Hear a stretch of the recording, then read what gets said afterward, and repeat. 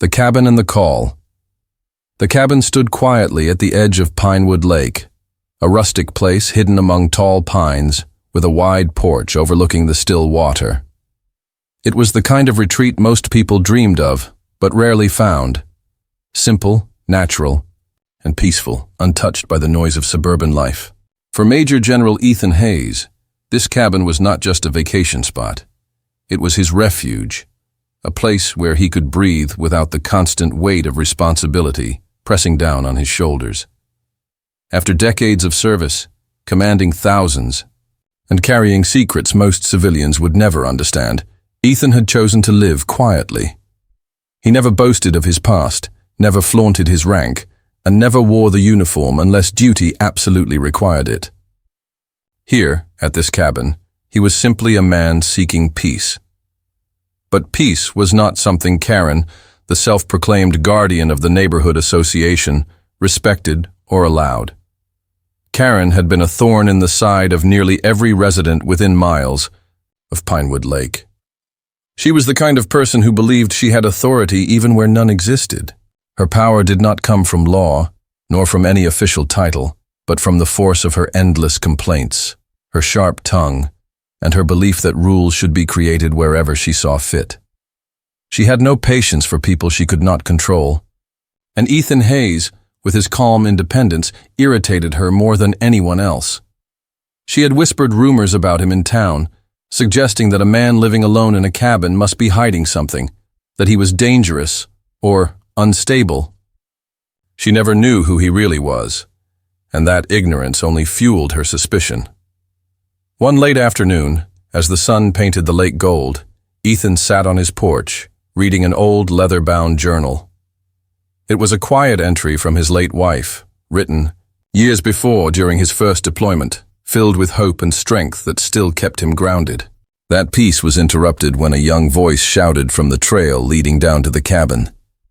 Karen's son, Tyler, a curious 12-year-old with more mischief than caution, had wandered too far from the neighborhood. He froze when he saw Ethan. For a moment their eyes locked, the seasoned soldier with years of battle etched into his posture, and the boy who had been raised to fear the unknown. Tyler turned pale, then bolted back up the path, his sneakers pounding against the dirt as if he had seen a ghost. Ethan sighed, knowing exactly where this was heading. He had no quarrel with children, and certainly not with Tyler. But he also understood the kind of story Karen would invent once her son came running with frightened words. In less than 20 minutes, the shrill sound of Karen's voice carried down the hill like a storm rolling in. She was furious, her heels digging into the earth, her phone already pressed to her ear. From the porch, Ethan could hear her voice, cutting through the calm evening air. "Yes, 911. I need an officer immediately.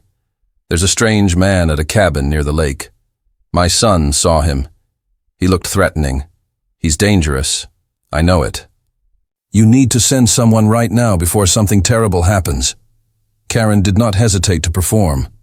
She gestured wildly as she spoke, raising her volume as if every tree and stone needed to know she was the hero of the hour. Her son stood beside her, unsure, embarrassed even, but Karen pushed him forward like a witness to her tale. Ethan watched quietly, never rising, never arguing. He knew better than to give Karen more drama to feed on. The truth, he had learned long ago, never needed to be shouted. It had its own power, and when the time came, it always revealed itself. Within 10 minutes, the crunch of tires on gravel announced the arrival of a patrol car. The vehicle slowed to a stop, its lights flashing against the darkening woods. Karen straightened, her chest puffed out with self-importance, already preparing her speech for the officer. She would demand action, insist on an arrest, and prove once again to her little circle of followers that she was the vigilant protector of Pinewood Lake. She tugged her son forward, ready to make him testify. But then the door opened, and Officer Daniel stepped out. He was a younger man, but sharp-eyed, the kind of officer who carried himself with respect for the badge he wore. He approached slowly, taking in the scene. The woman waving her arms, the nervous child at her side, and the man sitting silently on the porch with an air of calm that did not match the accusations. Karen wasted no time. She rushed forward, pointing furiously at Ethan. "That's him! That's the man my son saw! He's dangerous, officer! He's probably armed. He's hiding something. Look at him, alone out here, scaring children. I demand you remove him from this property." Ethan said nothing. He simply closed the journal gently and placed it on the small wooden table beside him. The officer's eyes narrowed slightly as he got a better look at the man on the porch. There was something unmistakable in Ethan's posture, the way he sat upright, the steadiness of his gaze, the quiet command that lingered in every movement. Officer Daniels froze. Then, in an instant, his entire demeanor shifted. He stood straighter. His face hardened, and without a single word of hesitation, his right hand snapped up in a sharp, respectful salute. His voice rang out with clarity, cutting through Karen's rant. "Yes, Major General." The forest itself seemed to go silent. Karen's words caught in her throat, her arms still stretched in accusation. Her son stared, his eyes wide with confusion. She had expected the officer to march up and drag Ethan away, maybe even handcuff him for her satisfaction. Instead, the officer had just saluted him like a man salutes a legend. Ethan rose slowly, his expression calm, though his eyes carried a depth of sorrow and strength that silenced even the air around them. He returned the salute with quiet dignity, his voice steady. "At ease, officer." Karen's mouth opened, then closed again. She stammered, What? Major General? What do you mean? He's just some man in a cabin. He's suspicious. He scared my son." But her voice faltered, growing weaker with every word, because in that moment she understood that something far greater than her complaints was standing before her. The title Major General was not given lightly. It meant authority, sacrifice, and respect earned through years most civilians could not imagine. Her attempt to paint Ethan as a threat had just crumbled, and the ground beneath her self-made throne was collapsing fast. Tyler, still young enough to see truth more clearly than his mother, looked at Ethan with new eyes.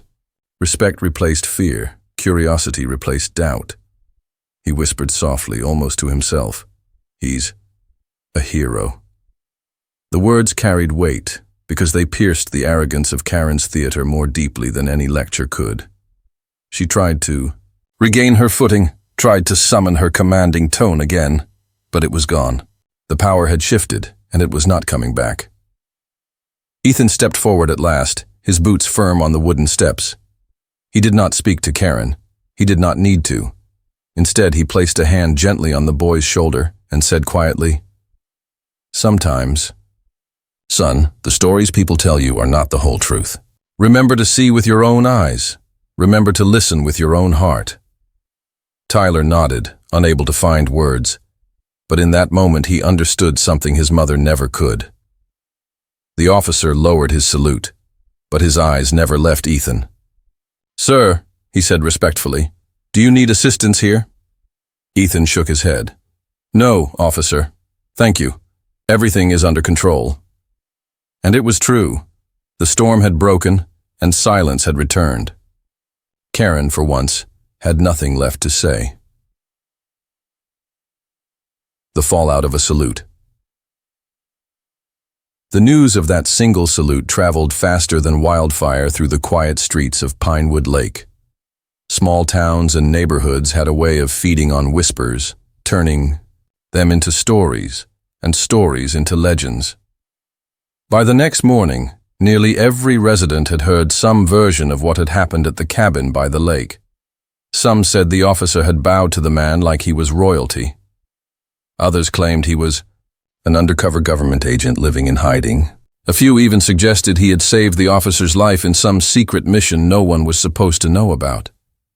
The truth, that Officer Daniels had saluted Major General Ethan Hayes with the respect owed to a man of his service, was powerful.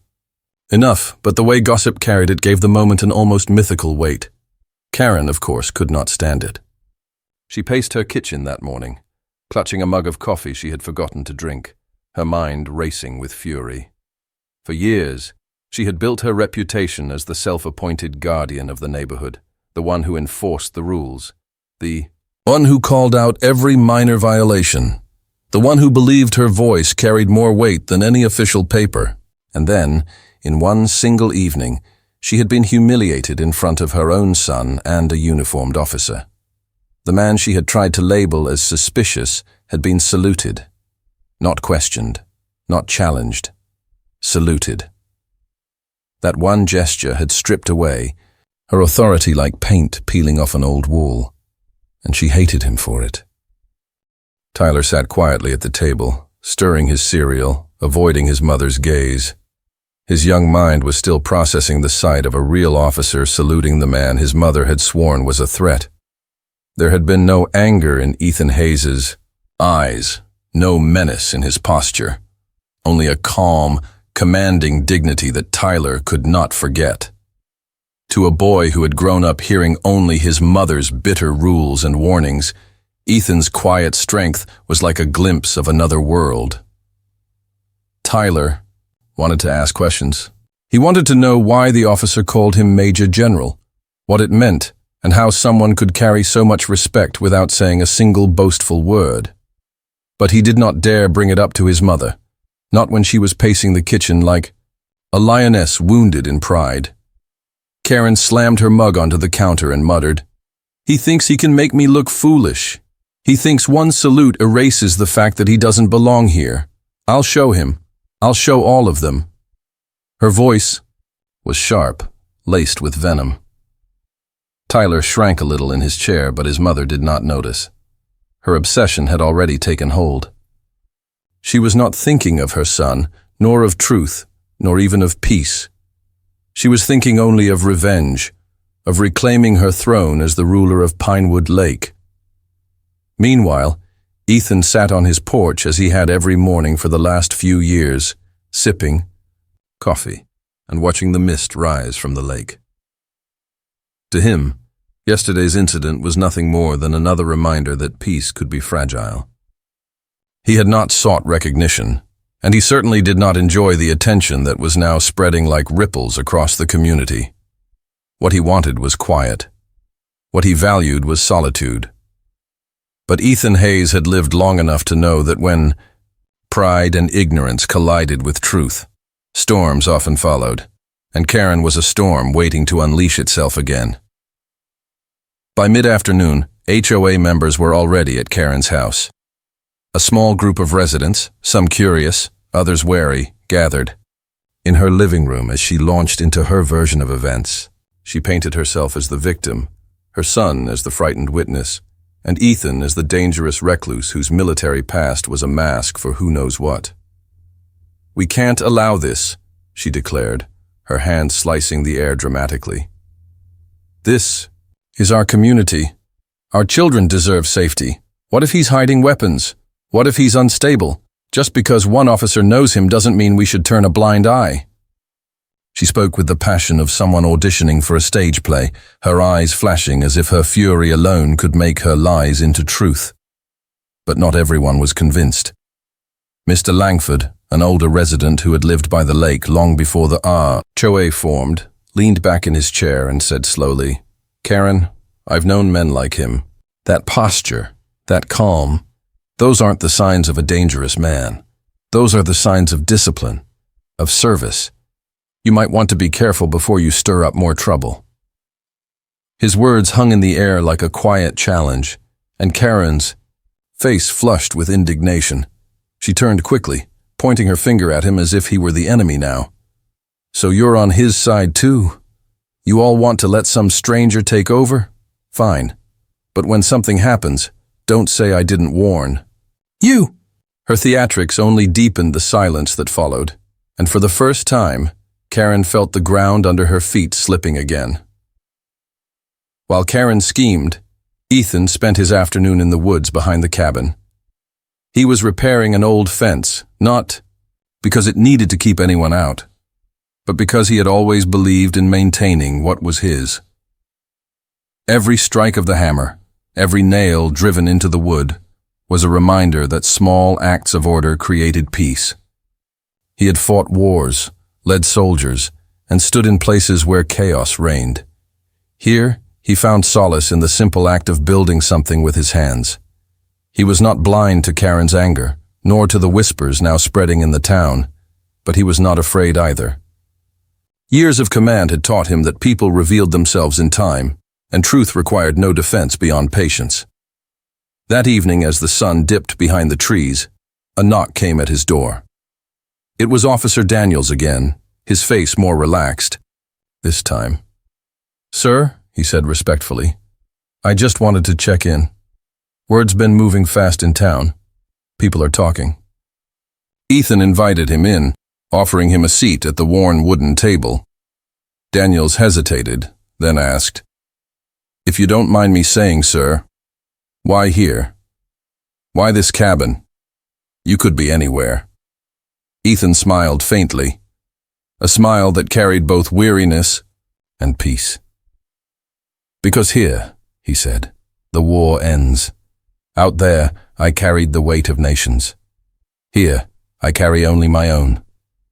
Sometimes a soldier needs a place where silence heals louder than medals." Daniels nodded, deeply moved, and left soon after with a new respect not just for Ethan's rank, but for his humanity. But Karen was not finished. That very night, she typed furiously on her computer, drafting a formal complaint to the HOA board. She listed fabricated violations, improper maintenance, suspicious activity, unapproved construction, and attached it with the demand that the cabin be reviewed for compliance. To her, this was not about safety anymore. It was about power. About proving that no man, not even one saluted by law enforcement, could defy her control. She smiled to herself as she pressed send, believing she had found her weapon. She did not realize that every move she made was weaving a net of her own downfall. The next morning, Ethan received the notice in his mailbox. He read it quietly, then folded it and placed it on the table. For a moment, his hand rested on the paper as memories of other battles flashed through his mind, letters that carried far greater weight than this. He thought of soldiers lost, of friends buried, of nights where orders meant the difference between life and death. Compared to those, Karen's complaint was nothing but noise. Yet he also knew that silence in the face of injustice could be dangerous. And so, for the first time in years, Major General Ethan Hayes decided he would not remain quiet. He would stand, not out of anger, but out of principle. That evening, as the HOA board gathered in their community hall, residents filled the seats, curious to hear the arguments. Karen stood at the front, brimming with confidence, her papers clutched tightly in her hand. She began her speech with all the drama of a courtroom lawyer, painting Ethan as a threat, accusing him of violations and demanding action. Her voice echoed in the room, sharp and cutting, but it lacked the strength it once carried. Because when Ethan finally entered the hall, dressed in simple clothes yet walking with the dignity of a man who had faced the weight of the world, the room fell silent. People rose instinctively, not because of rank or order, but because respect is something even silence can command. Karen's words faltered. She tried to continue, but her voice trembled against the stillness of the crowds. Shifting loyalty, Ethan took the floor, not raising his voice, not waving his arms, but speaking in steady, measured words. "I did not come here to fight," he said. "I came here to live in peace. I did not ask for titles, or recognition, or attention. But I will not stand by while falsehood replaces truth. I served so others could live free, and I will not allow fear and pride to chain that freedom here." His words cut deeper than Karen's accusations ever could, and for the first time, the board began to see her not as their leader, but as their liability. As the meeting ended, Karen stormed out, her face red, her authority crumbling. Tyler followed, quietly, his eyes lingering on Ethan with a kind of awe. And Ethan, though weary, knew this was only the beginning. For when pride is wounded, it rarely retreats quietly. And Karen, stripped of her throne, would not go down without another fight. Karen strikes back. The weeks following the HOA meeting were tense at Pinewood Lake. The air seemed to carry a new weight, as if every pine tree and every ripple in the water remembered the clash between Karen and Ethan Hayes.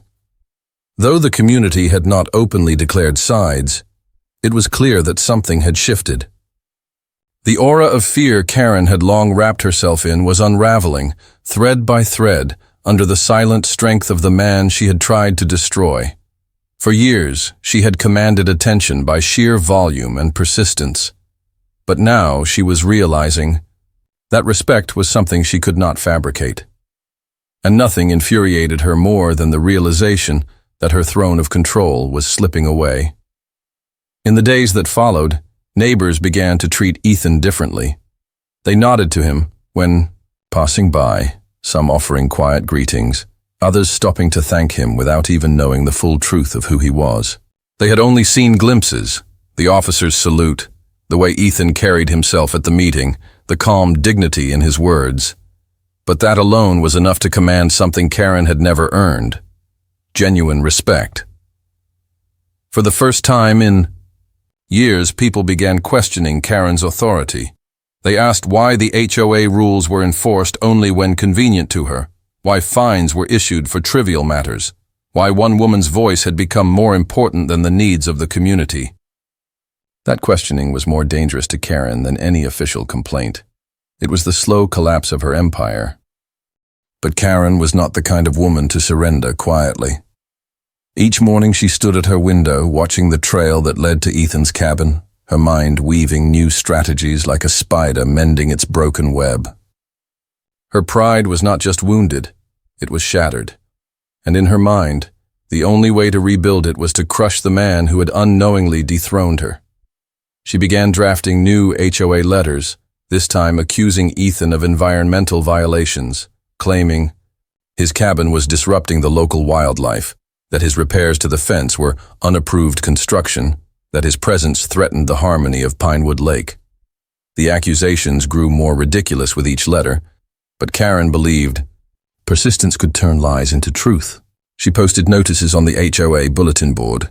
She whispered in the ears of sympathetic neighbors, and she even staged photographs of the cabin, zooming in on harmless details and twisting them into evidence of wrongdoing.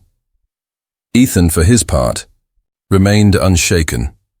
He had faced far greater storms than Karen's paper battles.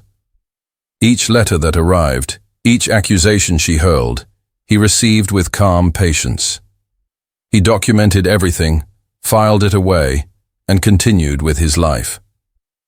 The cabin remained his sanctuary. He rose at dawn, split wood for the fire, mended his fences, and walked along the lake in silence. To him, peace was not the absence of conflict, but the strength to endure it without losing one's center. And though Karen tried to paint him as dangerous, the truth was that Ethan Hayes had never been safer within himself. Yet beneath his calm, Ethan was not blind. He could see the toll Karen's antics were beginning to take on others. Neighbors who once avoided HOA meetings were now caught in her crossfire. Families received notices for trivial violations: grass an inch too high, a lawn chair left, outside a flag flown without permission. It was her way of proving she still had control, punishing anyone who dared admire Ethan or question her. He saw the frustration in their faces, the weariness in their voices, and he realized something important. Karen was no longer just fighting him. She was tightening her grip on the whole community. And if he remained silent, if he chose to endure quietly, others would suffer for it. One evening, as the sun bled red across the horizon, Ethan sat at his porch table with a folder of Karen's notices before him. He opened one after another, scanning the fabricated claims, the threats of fines, the citations for rules that did not exist. For a moment, memories of his years in command washed over him, moments where silence was not an option, where standing still meant letting others pay the price. He had retired to live in peace, but leadership was not something that could be shed like an old coat. It was a weight, yes, but it was also a calling. And once again, Ethan Hayes felt that calling stir within him. He would not fight with anger. He would not trade insult for insult, but he would stand for himself and for his neighbors. The turning point came one Saturday afternoon. The HOA had scheduled another meeting, this time to address Karen's new set of complaints, most of which targeted Ethan. The community hall was full, with more residents than usual attending, eager to see what would unfold. Karen arrived with her stack of papers, strutting to the front as though walking into court with irrefutable evidence. She began with her usual theatrics, pointing to photographs of Ethan's fence, claiming it disrupted the natural scenery, insisting his repairs violated bylaws, and demanding immediate fines and penalties. She waved her arms, her voice sharp, her eyes scanning the crowd for signs of agreement. But then Ethan stood. He carried no stack of papers, no photographs, no performance. Just a single folder under his arm. His presence was enough to silence the room. He walked slowly to the front, laid the folder on the table, and began speaking. His voice was steady, even gentle, but it carried across the room with a weight that no shouting could match. "I came here to live in peace," he began. "But peace cannot survive where falsehood thrives. Every one of these complaints is a fabrication, designed not to protect this community, but to control it. And I will show you." He opened the folder and revealed copies of Karen's notices, each one neatly organized, each accusation paired with evidence of its falsehood. He displayed photographs of his repairs, simple, harmless, and permitted under state law. He pointed to HOA bylaws that Karen herself had twisted or invented. With each revelation, the crowd shifted. Murmurs filled the room as neighbors realized they too had suffered under the same false enforcement. Faces hardened with anger, not at Ethan, but at Karen. And Ethan did not stop there. He spoke of community, of the importance of trust and fairness. He reminded them that leadership was not about power, but about service. "Rules," he said, "are meant to protect, not to oppress. Authority is meant to guide, not to enslave. I know this because I have carried authority where lives depended on it, and I will not watch as it is abused here." The silence that followed was heavy, broken only by the sound of Karen's papers slipping from her trembling hands. She sputtered, tried to protest, but her words fell flat. The weight of Ethan's truth, spoken with calm conviction, had stripped her arguments. Bah. The board members exchanged uneasy glances, some embarrassed, others angry at having been manipulated for so long. One by one, residents began to speak, sharing their own stories of unfair fines, false accusations, and the fear Karen had instilled. It was as though Ethan's words had unlocked a dam and years of resentment poured out. Karen's face turned crimson. She shouted that they were all ungrateful, that she had kept them safe, that without her the community would fall into chaos. But her voice no longer carried the same power.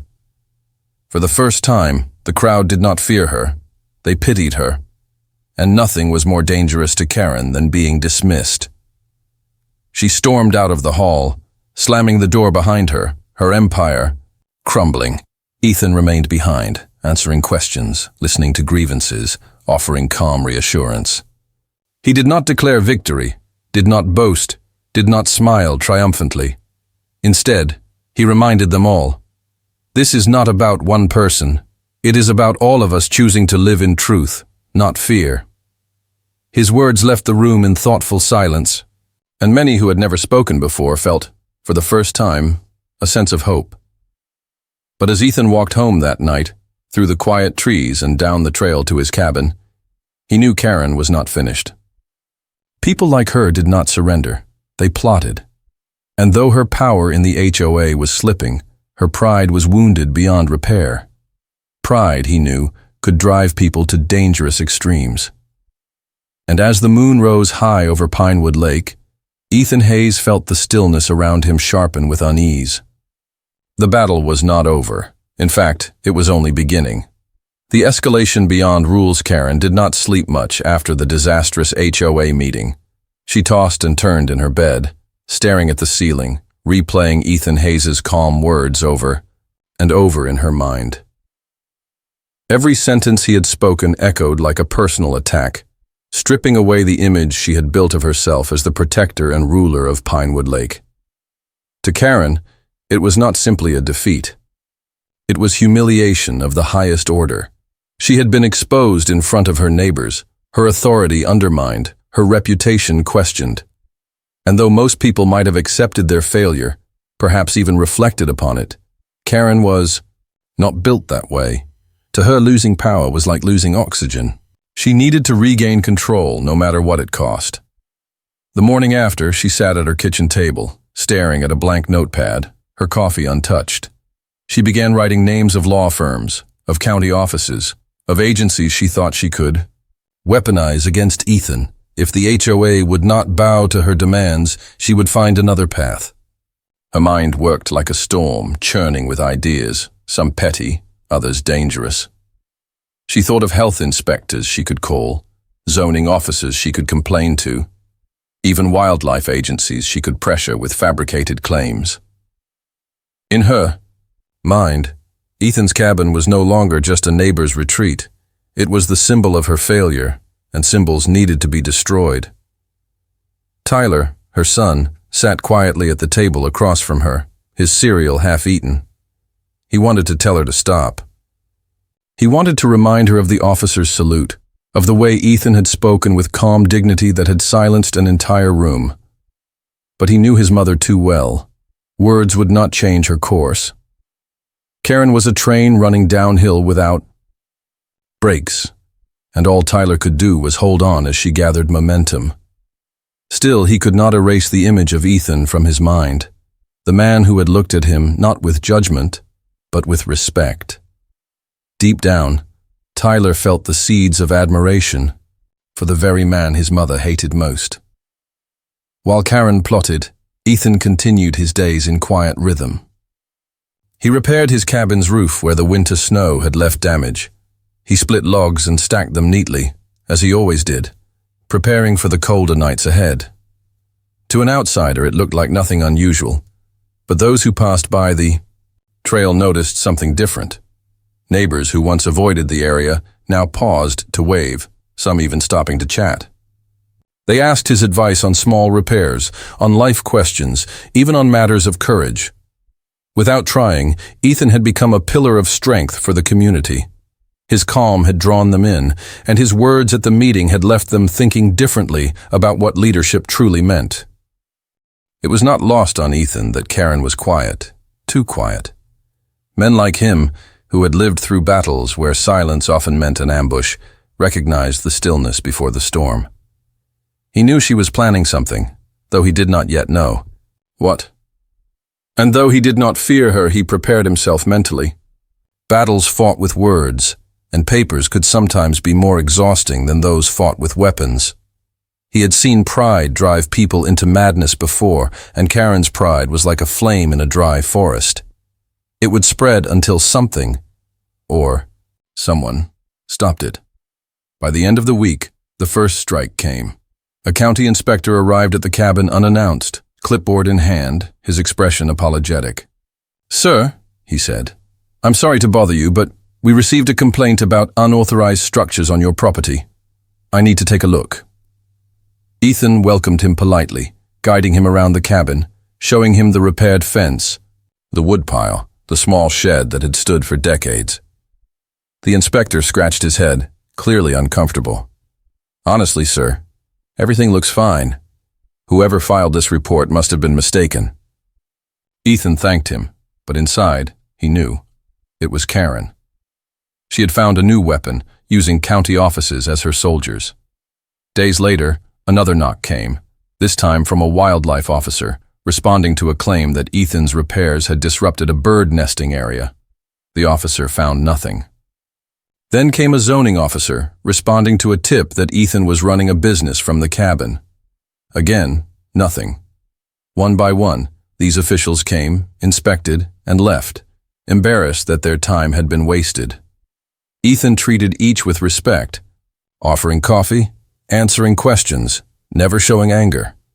But the message was clear. Karen was escalating. She was reaching beyond HOA rules, dragging outsiders into her war. The community began to notice. Neighbors whispered about the endless inspections, about how Karen's complaints seemed to multiply like weeds. Some grew angry at her persistence, tired of the disruption it brought to their peaceful lake. Others grew sympathetic to Ethan, seeing in him not just a neighbor, but a man enduring harassment with grace. Even those who once feared Karen began to shift their loyalty. They saw in Ethan a strength that was not loud or flashy, but steady and unwavering.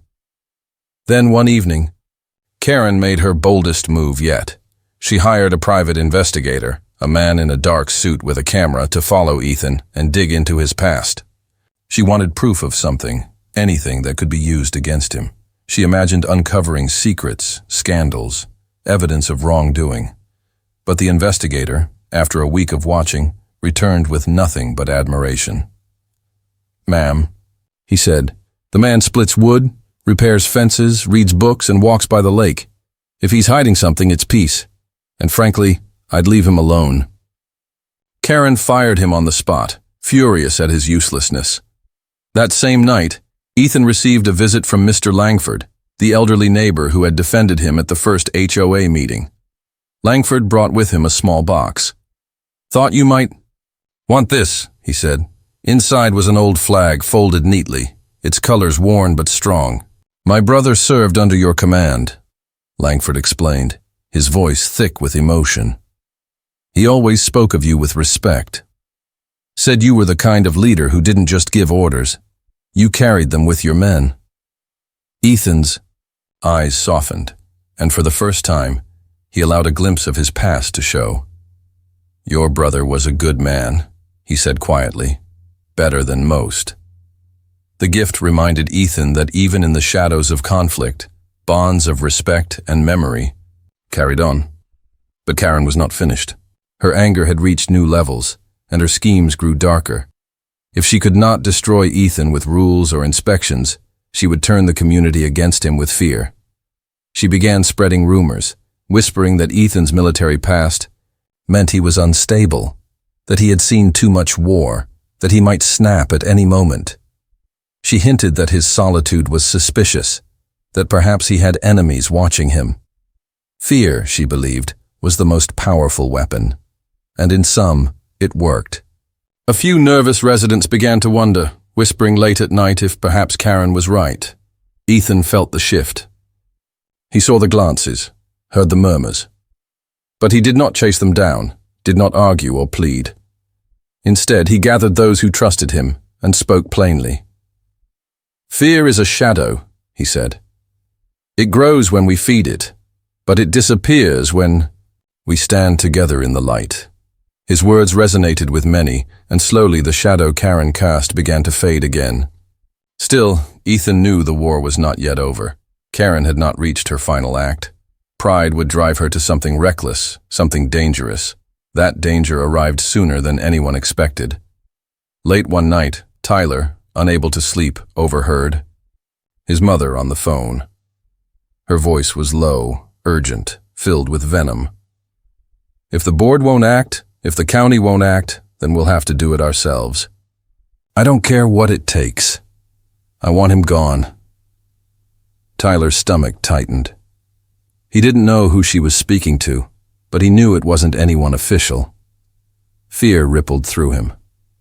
His mother was planning something far worse than notices and complaints. She was crossing a line, and Ethan Hayes was the target. Tyler wrestled with himself, torn between loyalty to his mother and the truth he had seen with his own eyes. At last, he made a choice.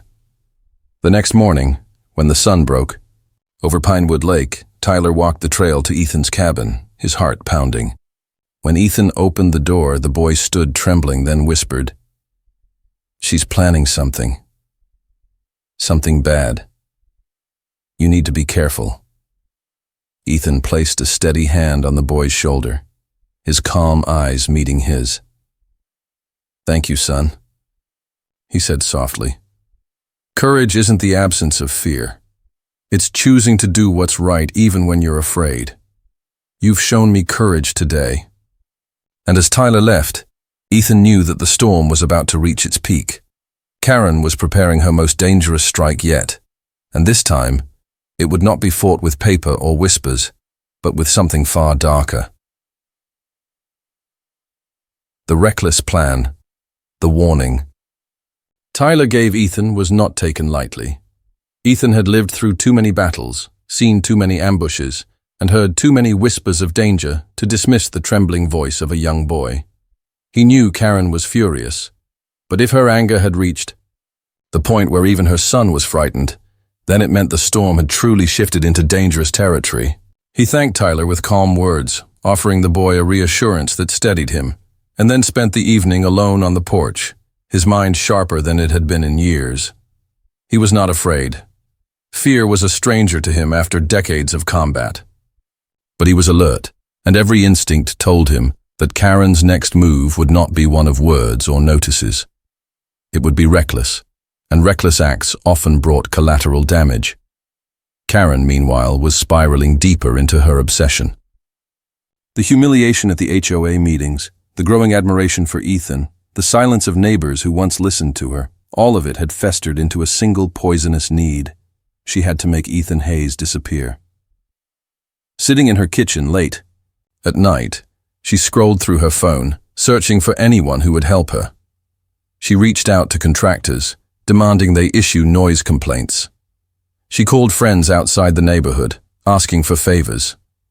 And in her desperation, she contacted a group of men she barely knew, men who thrived on intimidation. "I don't care how you do it," she hissed into the phone, "but I want him gone. Make him pack up and leave. He doesn't belong here."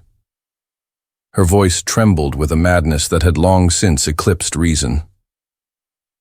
But what Karen failed to understand was that darkness, once invited, never remained under control.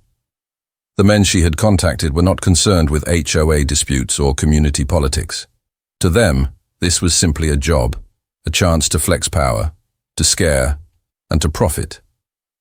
They listened to her ranting, nodded at her demands, but behind their eyes they saw something else.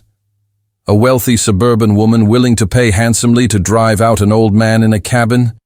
To them, it was easy money. They agreed to her terms, promising results. Karen believed she had finally found the hammer to smash Ethan's calm. She smiled that night as she went to bed, convinced she had regained her crown. Ethan sensed the change before it came. His years in service had honed an awareness that civilians could not understand.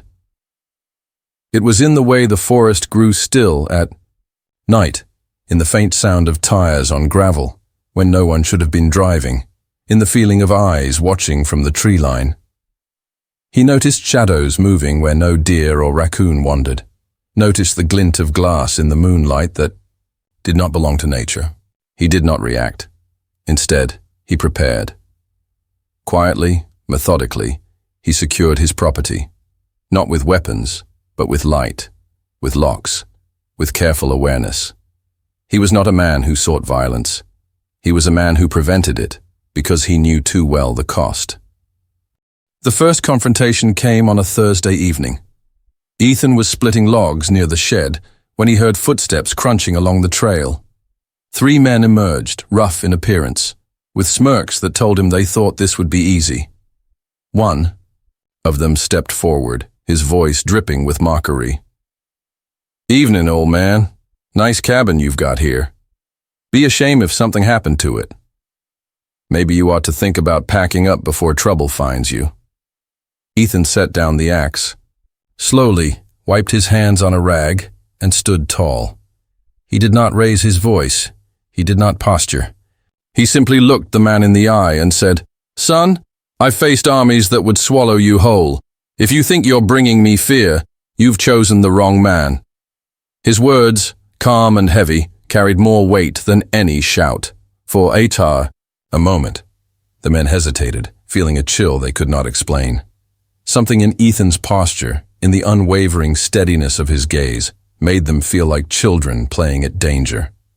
Without another word, they turned and left, muttering, under their breath, though their pride would not let them admit they had been shaken. Karen was furious when she heard of their failure. She berated them, accused them of being cowards, demanded they return and finish the job. Her voice rose, her hands trembling, until even the men who thrived on intimidation found themselves weary of her shrill commands. "Lady," one of them said sharply, "you didn't tell us who he was. That ain't no ordinary old man. You want us to deal with him, it's gonna cost triple. And even then, no promises." Karen, blinded by pride, agreed without hesitation.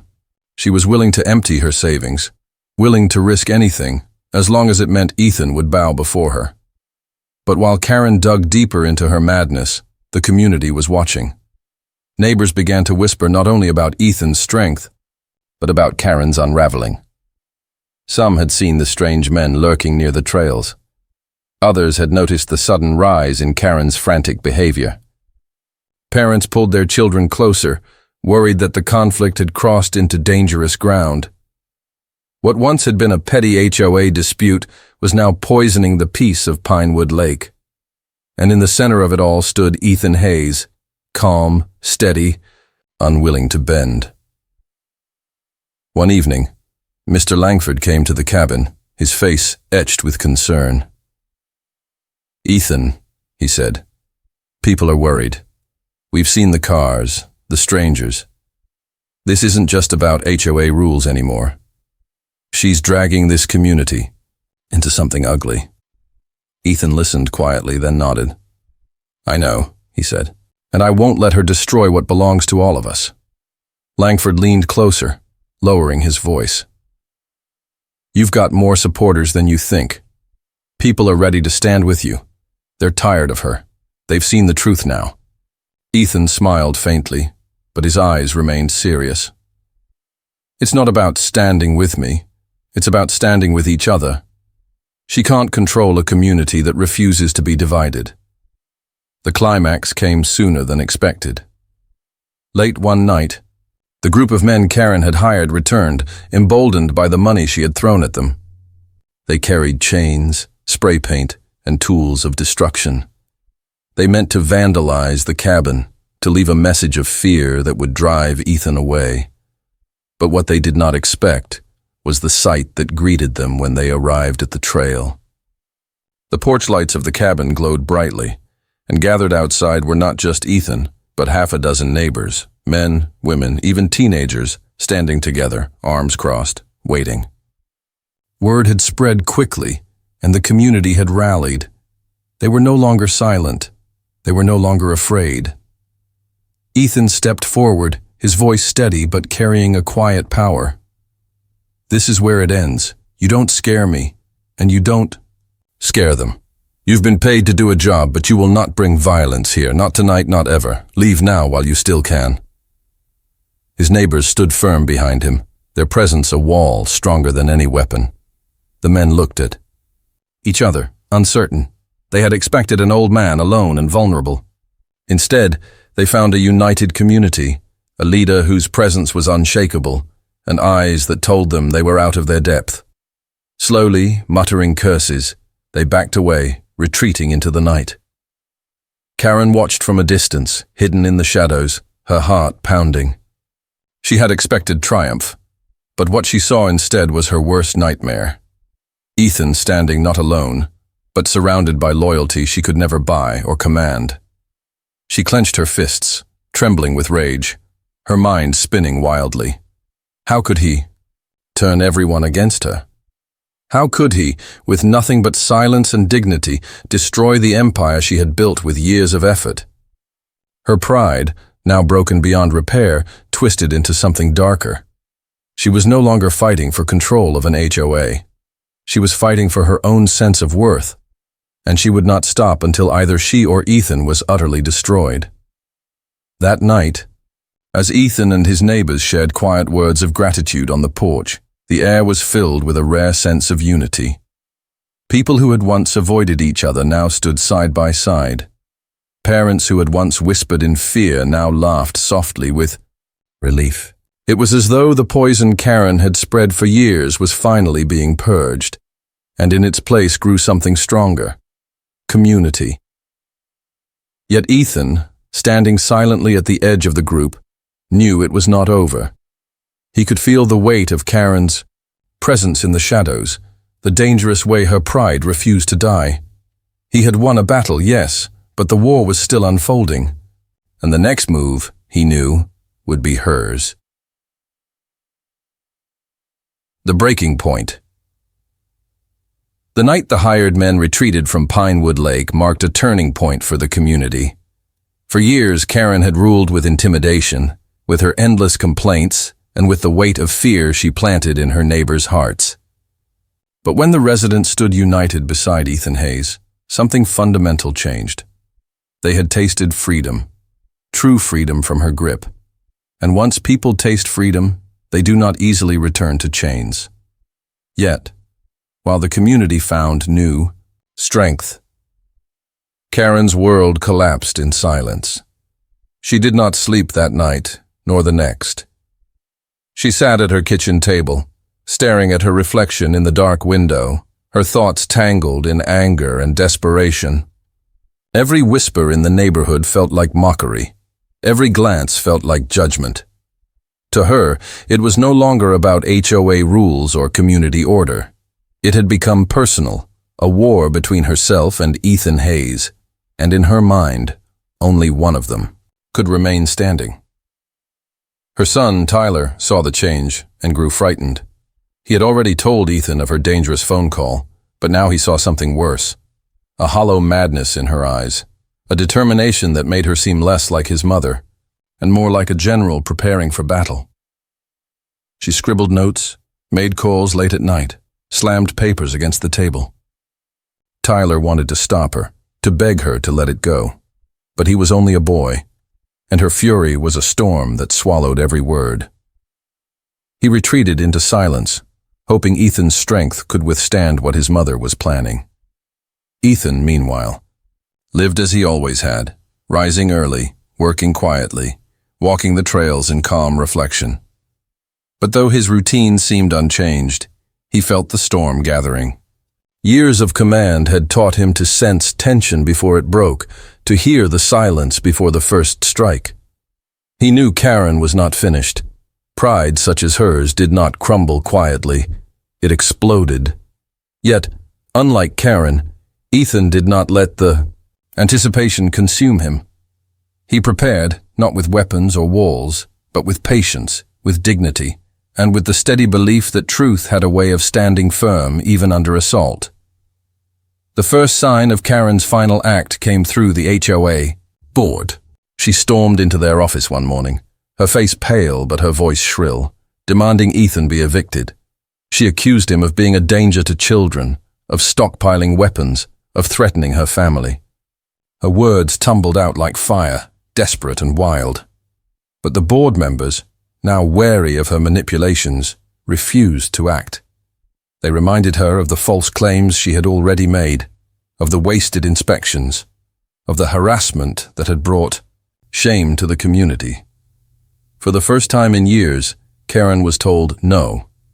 Her face burned crimson, her hands shook, and she left vowing she would handle it herself. 2 nights later, she acted. Under the cover of darkness, Karen crept toward the cabin with a can of gasoline clutched tightly in her trembling hand. Her heart pounded like a drum, her breaths shallow. In her twisted mind, this was justice, the final strike that would erase Ethan's presence forever.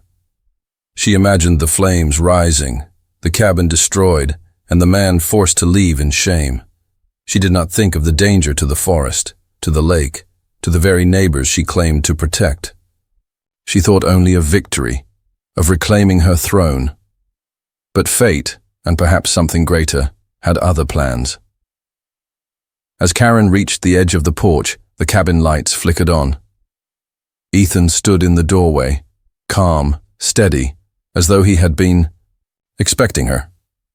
His voice cut through the night, not loud, but heavy with certainty. "Karen," he said, "put it down." She froze, the gasoline can trembling in her hand. For a moment, her mask cracked, her eyes darted, her lips quivered, but her pride held fast. "You don't belong here," she spat, her voice shaking. "You ruined everything. You turned them against me. You think you're their savior, but you're nothing. Nothing." Her words carried the venom of desperation, but beneath them was the fragile cry of a woman who had built her entire identity on control and now faced its collapse. Ethan stepped forward slowly, his presence filling the porch. He did not shout, did not threaten. His voice was steady, filled with the authority of a man who had faced greater enemies and greater storms. "I've fought wars, Karen. I've seen men lose themselves to pride and fear. But this is not strength. This is weakness. Look at yourself. You're about to destroy everything you claim to love, all because you cannot let go of control." His words hung in the air like the toll of a bell. Neighbors, hearing the commotion, began to gather quietly along the trail. They watched in silence, their faces pale in the moonlight as the scene unfolded. Tyler stood among them, tears streaming down his face. "Mom, stop," he whispered, but his voice carried in the still night. "Please, stop." For the first time, Karen's hand wavered. The can slipped slightly, the weight pulling at her grip. She looked at her son, at the neighbors, at Ethan standing calm and unshaken before her. The power she had clung to for so long crumbled like sand in her hands. With a broken sob, she dropped the gasoline to the ground and collapsed onto the steps, her pride finally shattered, her war lost. Ethan moved forward, not as a conqueror, but as a guardian. He picked up the can, set it aside safely, and then knelt beside Karen. His hand rested lightly on her shoulder, his voice softer now. "It doesn't have to end this way. You don't have to be feared to matter. You can choose differently." His words were not condemnation, but compassion. The same compassion that had guided him through years of leading men. The compassion of a leader who understood that even enemies were human. The neighbors stepped forward then, some to comfort Tyler, others to guide Karen gently away. There was no shouting, no vengeance, only a quiet recognition that something broken had reached its end. The sheriff arrived soon after, informed of the incident by a concerned resident. And though Karen faced consequences for her actions, the community did not cheer her downfall. Instead, they carried the weight of it with solemn hearts, aware of how pride and fear could consume even those closest to them. In the days that followed, Pinewood Lake transformed. Without Karen's shadow looming over them, the residents began to rebuild their sense of community. The HOA meetings became gatherings of cooperation rather than battlegrounds of control. Neighbors helped each other with repairs, shared meals, and spoke openly for the first time in years. The fear that had long gripped the neighborhood faded, replaced by something stronger: trust. Ethan watched this change with quiet satisfaction. He did not seek credit, nor did he stand in the center of their gratitude. He remained on his porch, repairing fences, walking the trails, offering advice when asked. To him, leadership was never about glory. It was about service, about standing when others could not, about protecting without boasting.